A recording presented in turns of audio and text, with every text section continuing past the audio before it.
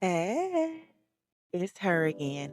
Not the old me, but not the brand new one either. Just a woman figuring it out loud.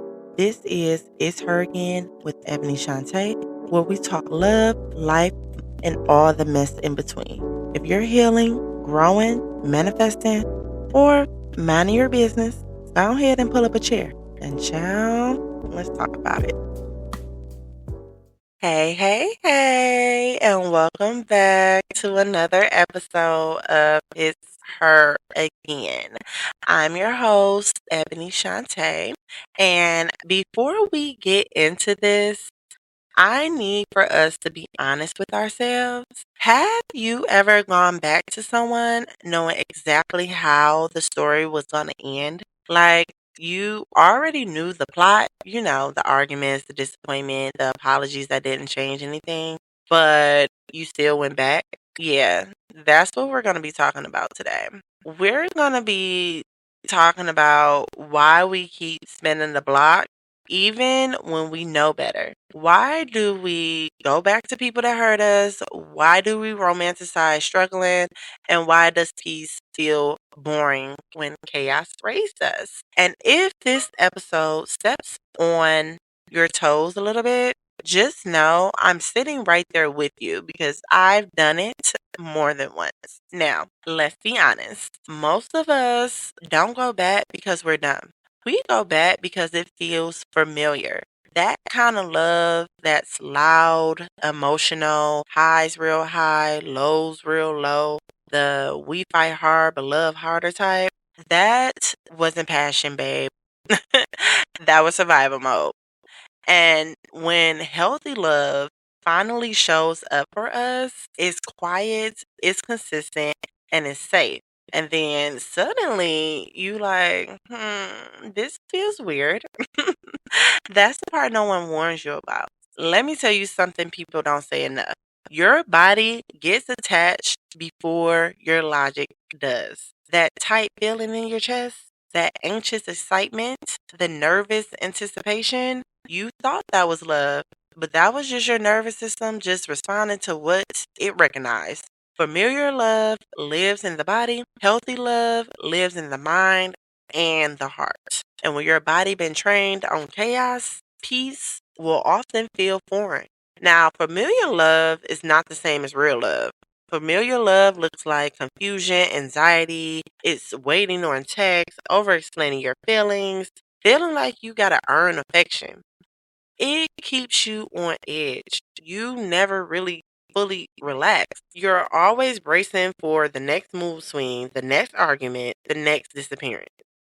And your body at that point never knows peace. It just knows patterns. So when someone shows up and they're calm, they communicate clearly, they do what they say they're gonna do, your nervous system is shook.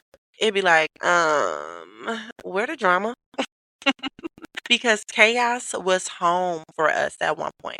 Some of us grew up watching love mixed with yelling, affection followed by withdrawal, apologies without accountability. So when somebody comes in and they're soft, consistent, emotionally available, it don't hit the same at first because sometimes our definition of love was built on instability. That doesn't make us broken. It just makes us conditioned. Now, let me say this gently. Healthy love is not boring. It's just unfamiliar.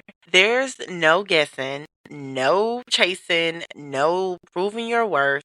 And when you've been conditioned to believe love equals intensity, stability will feel like a lack of chemistry. But that spark you're missing, that's just anxiety, sis. Again, the spark that you think that you're missing is just anxiety. Now, another reason that we go back is potential. Okay. And sometimes we can become addicted to potential. We don't fall in love with who they are. We fall in love with who we know they could be if they just healed a little more, tried a little harder, and showed up differently. But potential, that won't love us back. Effort does. And staying for potential keeps us stuck in waiting rooms of relationships that never actually arrives. So, here's the part people don't talk about enough. When you start choosing healthy love, you lose access to familiar patterns. You can't trauma bond the same no more. You can't argue just to feel close to your nigga. And you can't accept crumbs and call it loyalty. And that shift, that can be lonely as hell sometimes. Because as we stated in the last episode, growth requires grieving. Old versions of you, old relationships, and old ways of loving. And just because something feels lonely doesn't mean that it's wrong. So, how do we stop going back? This ain't no willpower, okay? This is not about that. It's about awareness. We have to start asking ourselves, does this feel safe or is it just familiar? Am I calm here or am I just addicted? Am I growing or shrinking? Healthy love won't have you questioning your worth every other day. And if peace feels uncomfortable right now, that's okay. Your body is learning something new. One day you're going to wake up and you're going to notice you don't crave chaos anymore.